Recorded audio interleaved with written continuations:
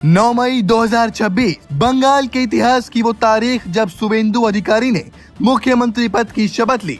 लेकिन ठीक उसी वक्त टीएमसी ने अपने सबसे पुराने और सबसे वफादार सिपाही को मैदान में उतारकर ये साफ कर दिया कि शुभेंदु की राह आसान नहीं होगी। 15 साल बाद सत्ता से बाहर हुई ममता बनर्जी ने अपना सबसे बड़ा ब्रह्मास्त्र चल दिया है।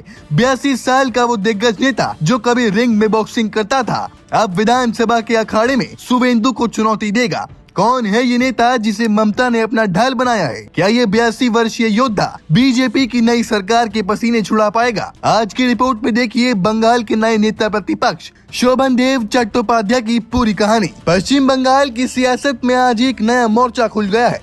बीजेपी की सरकार को गिरने के लिए तृणमूल कांग्रेस ने अपने सबसे कद्दावर और वयोवृद्ध नेता शोभन देव चट्टोपाध्याय को नेता प्रतिपक्ष चुना है।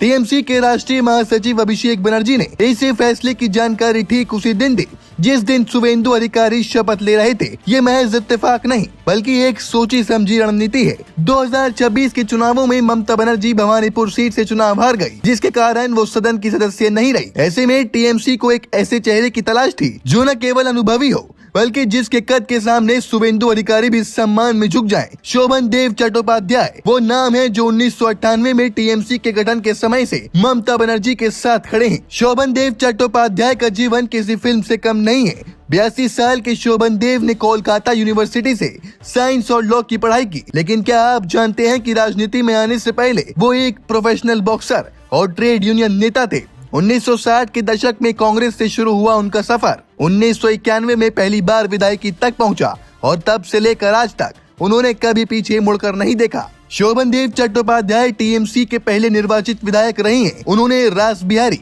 भवानीपुर, खारदा और अब बालीगंज जैसी अलग अलग सीटों से चुनाव लड़ा और हर बार रिकॉर्ड जीत हासिल की है। 2021 में उन्होंने ममता बनर्जी के लिए अपनी जीती हुई भवानीपुर सीट छोड़ दी थी ताकि दीदी उपचुनाव लड़ सके। ये उनकी वफादारी का सबसे बड़ा सबूत था। इस बार 2026 में उन्होंने बालीगंज सीट से बीजेपी की शौत रूपा को 61,000 से ज्यादा वोटों के अंतर से हराकर अपनी ताकत फिर साबित की है। सिर्फ शोभन देव ही नहीं, टीएमसी ने शुभेंदु सरकार की घेराबंदी के लिए पूरी फौज तैयार की है। असीमा पात्रा और नयना बंदोपाध्याय को विपक्ष का डिप्टी लीडर बनाया गया, जबकि अनुभवी फिराहाद हकीम मुख्य सचेतक यानी विप की भूमिका में होंगे। लेकिन सबसे बड़ी जिम्मेदारी शोभन देव के कंधों पर है। उन्हें कृषि, बिजली और संसदीय कार्यों का गहरा अनुभव है जो सरकार को सदन के अंदर घेरने में काम आएगा। अब बंगाल विधानसभा का नजारा देखने लायक होगा। एक तरफ मुख्यमंत्री शुभेंदु अधिकारी होंगे जो आक्रामक राजनीति के लिए जाने जाते हैं, वहीं दूसरी तरफ उनके सामने होंगे वो शोभन दा जिन्होंने शुभेंदु को राजनीति की सीढ़ियां चढ़ते देखा है।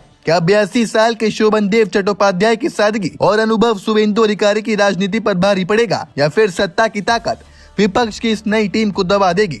बंगाल की राजनीति अब एक दिलचस्प मोड़ पर है, जहां बॉक्सिंग रिंग का ये पुराना खिलाड़ी अपना आखिरी और सबसे बड़ा मुकाबला खेलने उतरा है। आपको क्या लगता है, क्या शोभन देव चट्टोपाध्याय टीएमसी के लिए सही विकल्प है? कमेंट सेक्शन में अपनी राय जरूर बताइएगा।